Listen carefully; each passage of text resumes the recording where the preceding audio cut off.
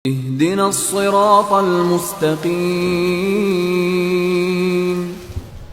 Bismillah, alhamdulillah, wassalatu wassalamu ala rasulillahi wa ba'd.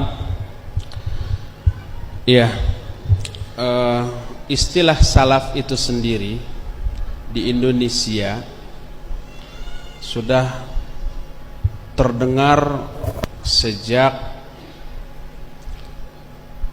lebih dari 100 tahun yang lalu, ketika salah satu ormas di Indonesia menyatakan sebagai kelompok salafiyah, dan ormas itu didirikan dalam rangka mengcounter, membendung gerakan yang sebelumnya sudah muncul dengan lahirnya ormas-ormas sebelum itu. Ormas yang dimaksud adalah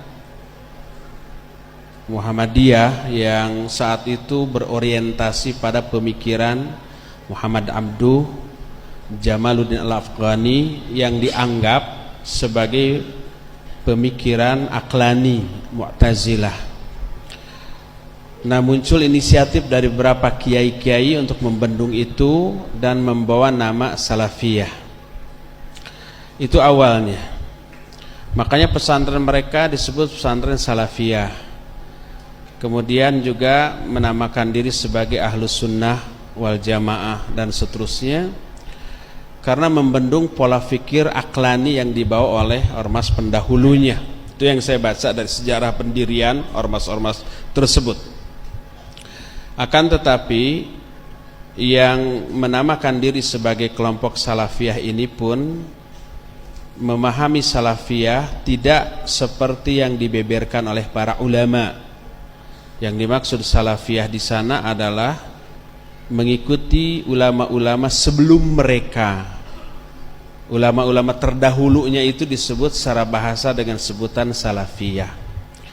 Akhirnya amal-amal dan akidah mereka adalah amal dan akidah yang berbeda dengan apa yang dijelaskan oleh para ulama salaf terdahulu.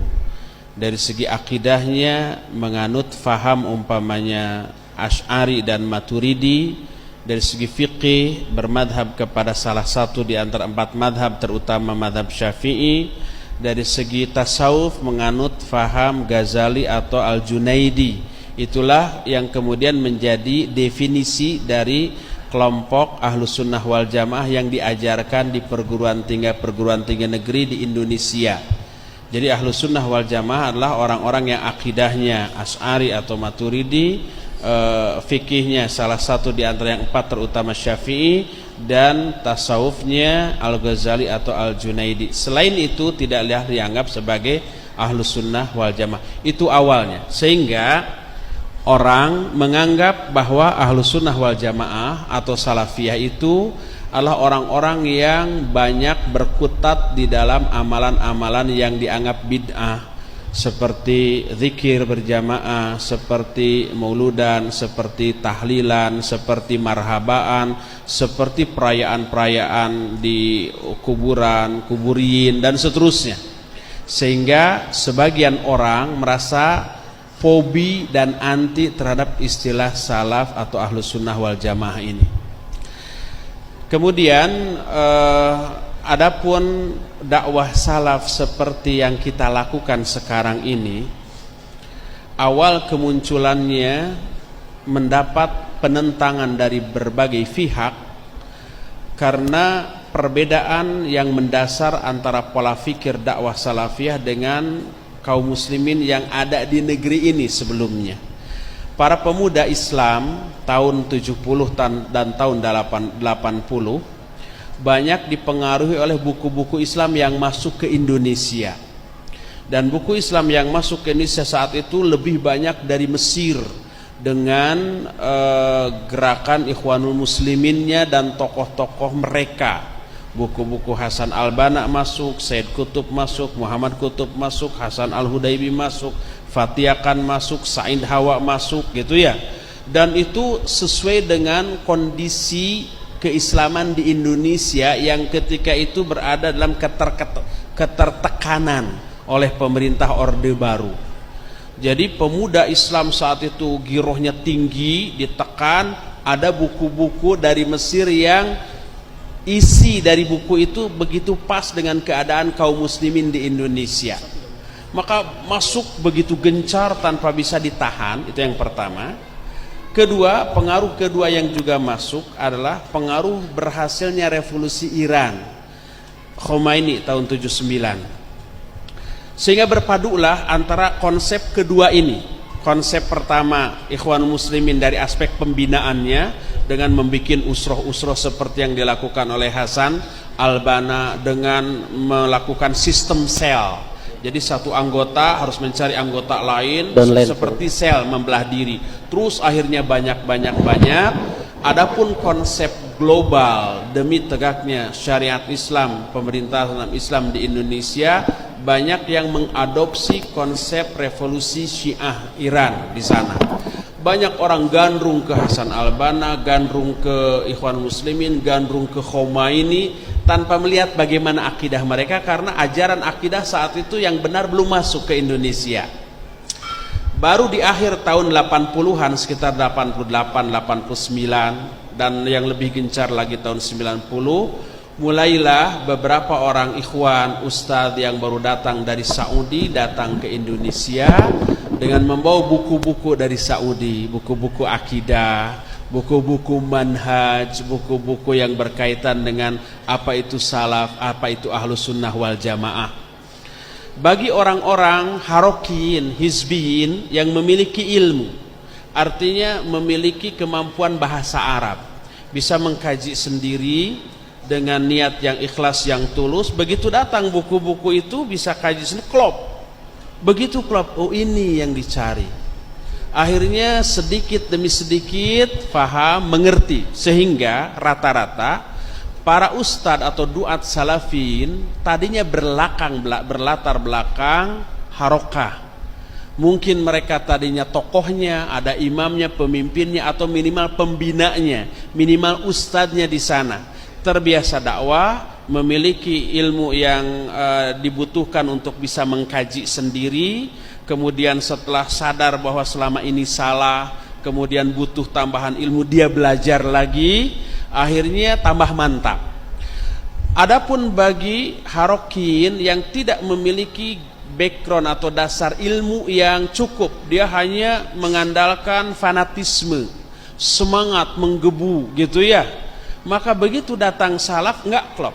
Karena apa? Karena salaf itu mendasar dalam arti menyentuh yang paling fundamental, tauhid, akidah, baru manhaj dan yang lainnya dibangun di atas dasar ini. Sedangkan pemuda yang tidak berilmu tadi semangat yang menggebu, pokoknya kalau nggak perang pokoknya nggak betul itu, kalau nggak jihad pokoknya ngaco lah gitu ya. Nah seperti itu. Akhirnya walaupun ustadznya sudah rujuk ke salaf, banyak di antara anak-anak buahnya, murid-muridnya yang malah anti, memusuhi si ustadz tadi. Nah itu terjadi mulai gencar tahun 90-an, sehingga mulai pola pembinaan yang dilakukan oleh ustadz-ustadz yang rujuk ke salaf ini mengikuti apa yang dilakukan oleh para ulama, itu kajian-kajian umum yang merujuk kepada kitab-kitab. Karena kajiannya ilmiah, bisa dipertanggungjawabkan, orang yang menyampaikannya juga berilmu, mengundang banyak simpati orang. Sedikit demi sedikit bertambah, ada yang rujuk dari harokin, ada yang tambah memusuhi, ada juga yang kesini tidak, kesana tidak, dan futur. Itu berlangsung terus sampai sekarang. Nah, walaupun tadinya para ustadz yang mendakwahkan salaf di kota masing-masing ini tidak saling mengenal, tidak tahu. Tapi murid-muridnya dari umpamanya yang ngaji di Bandung, itu rata-rata mahasiswa yang berasal dari kota lain. Di Jogja ada yang berasal dari Bandung, yang kuliah di Jakarta ada yang berasal dari Bandung. Di Jakarta ada ustadz, di Bandung ada, di Semarang ada, di Jogja, di Gresik, semuanya ada. Pas liburan mereka pada pulang, ketemu ikhwan masing-masing. Loh kok ajarannya sama? Siapa guru antum? Oh si fulan. Oh guru anak anu. Akhirnya saling sampai salam. Sehingga jauh sebelum bertemu para ustadz ini sudah mengenal masing-masing nama ustadz di kota lain. Saya umpamanya di Bandung mengenal Ustadz Yazid, Ustadz Abdul Hakim, Ustadz Abu Nida, Ustadz Aunur Rafiq, jauh sebelum bertemu. Pas suatu saat ada daurah dari para masyayikh, diundang para duat, para ustadz, baru pertama bertemu, tapi seperti sahabat lama yang sudah lama puluhan tahun tidak bertemu, akrab langsung. Karena tadi sudah saling mengenal nama, manhaj, akidahnya masing-masing. Akhirnya terjalinlah ta'awun atau kerjasama antar kota yang dimotori oleh para ustadz, para duat, dan seterusnya. Saya sebelum bertemu dengan Ustadz Badrus Salam, sebelum bertemu namanya sudah tahu, ada Ustadz Badrus Salam. Jadi pas ketemu itu tidak asing, walaupun baru pertama tahu, oh gini wajahnya. Tapi sudah tahu ini seorang Ustadz Salafi. Jadi begitu, ini langsung akrab, langsung dekat, dan seterusnya. Inilah sejarah kronologis perkembangan dakwah salafiyah sampai sekarang ini. Adapun kalau Bapak tadi baru 2 tahun, barangkali selama ini informasi ini baru nyampainya 2 tahun belakangan.